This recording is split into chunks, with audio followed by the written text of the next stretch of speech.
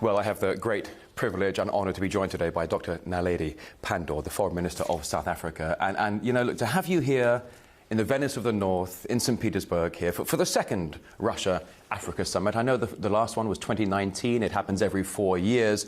But so much has changed in the past 4 years since the last summit. And here we are on the front lines of what is a burgeoning multipolar world. And Minister Pandor, I will get to that eventually at some point. But from all of us here at RT International, from all of us here, we are so grateful for your time that you're sitting down with us today. Thank you very much for joining us here.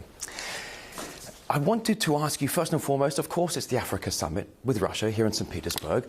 And I'm very glad that South Africa, of course, is being represented here. But why? What are your expectations for this summit? And what's the mission of South Africa for this? Well, I suppose there are many strands to the expectation. Firstly, it is to continue the relationship that has been built up over many years between Africa and Russia. It's a very important relationship for us, particularly South Africa, given the role that the people of Russia played in our own struggle for freedom. So it's a relationship of brother and sister, of comrade and friend. It's to continue that. Yes. Then the second would be to continue to establish strong bonds in advancing the development goals of the African continent, and to ensure that the commitment that Russia has both illustrated and expressed over many years continues to be given practical effect by the programs that we agree together and their actual execution.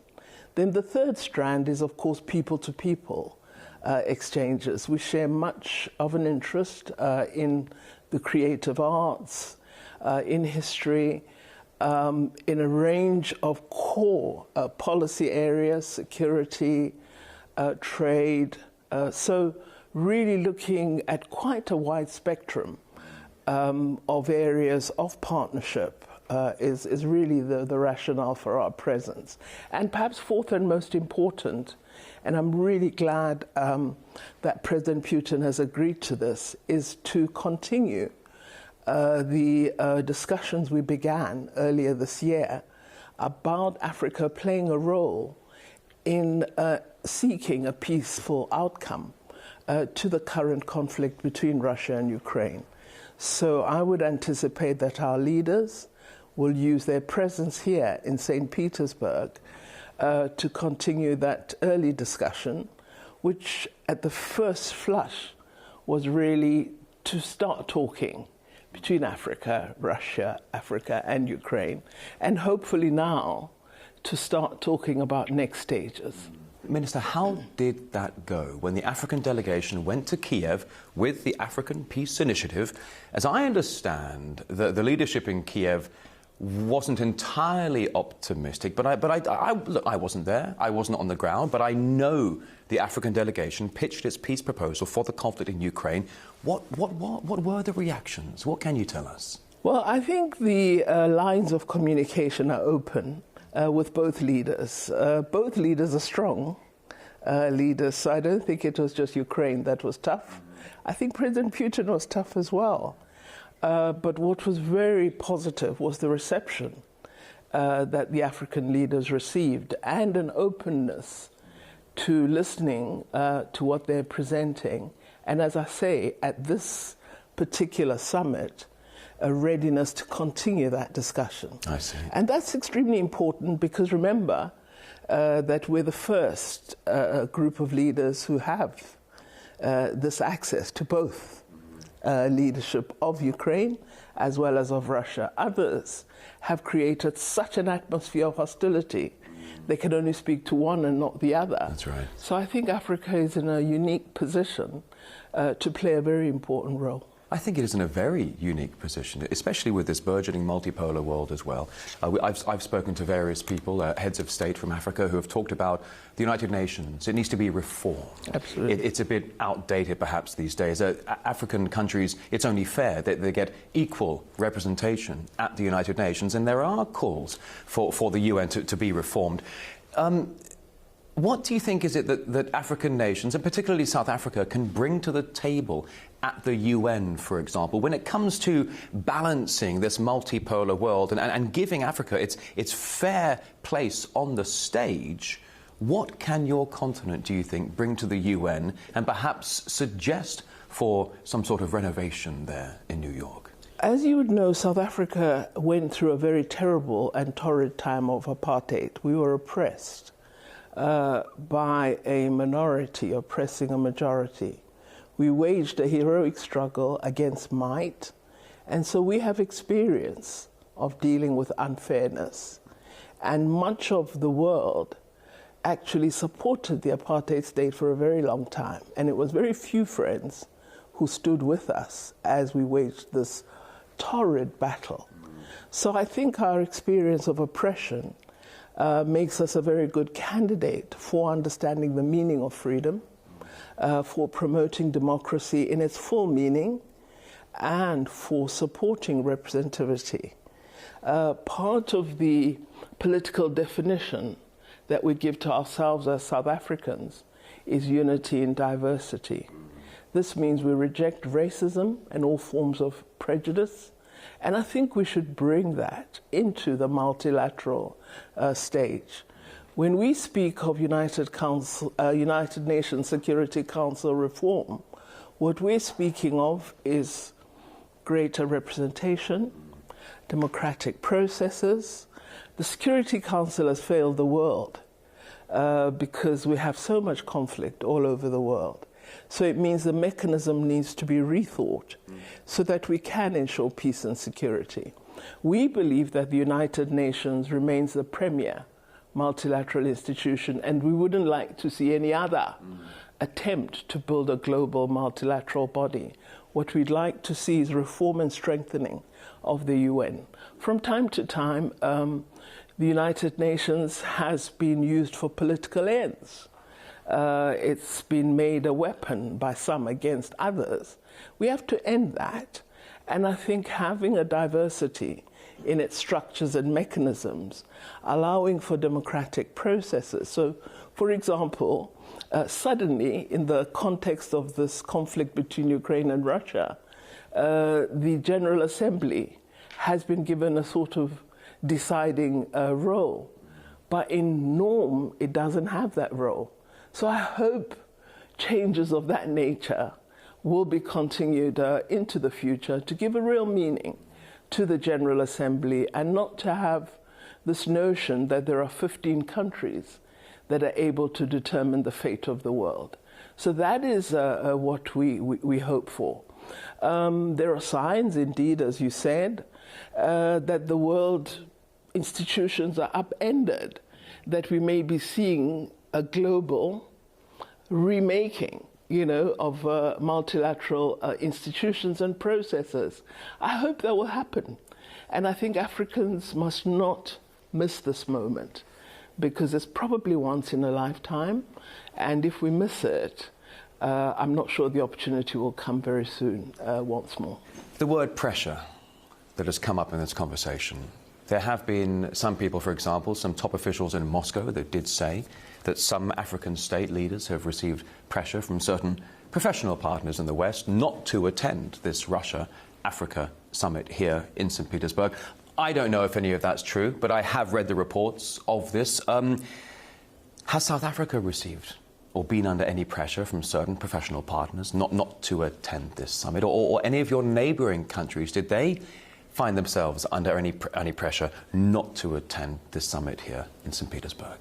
You would know South Africa is a country that doesn't accept being pressured by anyone. So I think friends have learned over time that they need to be rather judicious with us. So no, there's not been any such approach. And of course, should it ever occur, I'd make it absolutely public. So I think when we speak of developing a backbone, we each have spines, and it must be your spine that is strong. So I think it is time that our continent realize that it has the possibility of being an extremely powerful part of the world. And we need to be far more in control of our own capabilities, our resources, and we should manage them to the interest of the African continent and not have this notion that we owe someone something, because that's the neo-colonial ideal. So I think we need to begin to understand our own power and to use it to good effect for Africa. When you say that Africa should be in charge of its sovereignty, it should be in charge of its infrastructure, its mineral resources, for example, who is in charge of that now? Is it not Africa? It's a range of forces. I think there are private sector companies, there are countries that abuse the resources of Africa. This is well known, it's recorded. You can speak to intelligence sources. Africa exports its mineral resources raw. It doesn't refine on the continent. We have the African Continental Free Trade Area Agreement, which seeks to increase intra-African trade. But in terms of industrialization, very few African countries are at the level that they are significantly productive in manufacturing terms. This must change. I think it's well understood that even those who claim to be our friends have really exploited the resources of the continent. And, colonialism was about mineral resources, was about extraction, but no oppressor will change your situation of oppression. It is you who are oppressed who must change it. So I think we need to develop a different relationship with our resources, manage them ourselves, develop the ability to be innovative, use partnerships such as a partnership with Europe or the United States or Russia for our interests and not the interests of others. Meantime, you have countries like China that's been investing in infrastructure in Africa, whether it's roads or schools, clinics, hospitals, electricity, as I understand. Russia has been investing in nuclear energy across the African continent. I believe, in fact, up in Egypt, there are several now nuclear facilities in their final stages. China and Russia investing in this way in Africa, can it be said that our professional partners in Europe or the United States are also investing in the same kind of perhaps humanitarian aspect as some of these other Eastern partners might be? I've been very categoric in statements I've made previously, that one of the features of our own political practice is we seek to be non-aligned. So we don't attach to a particular country, because that's very dangerous. We had that during what was called the Cold War, and as Africa, we suffered immensely from being seen to be attached to the West or elsewhere. And so I have been extremely judicious and careful about asserting our independence. It's very, very important. China is a very good friend to us as South Africa and to the African continent. I can see the change in infrastructure in several countries across the continent. But I still know, as an African who is honest, who analyzes, that we're not yet where we are.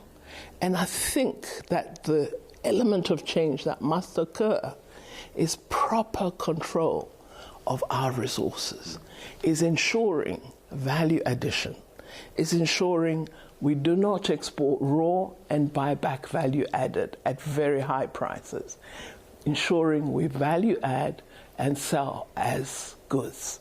So we need to change the African condition. And I have no fear about saying we change it, whoever the friend is. And this is very important, because my interest is our continent, is our people. And whoever seeks to exploit us and to diminish our ability, whoever they be, whether they claim to be friend or not, we must deal with them. Brazil,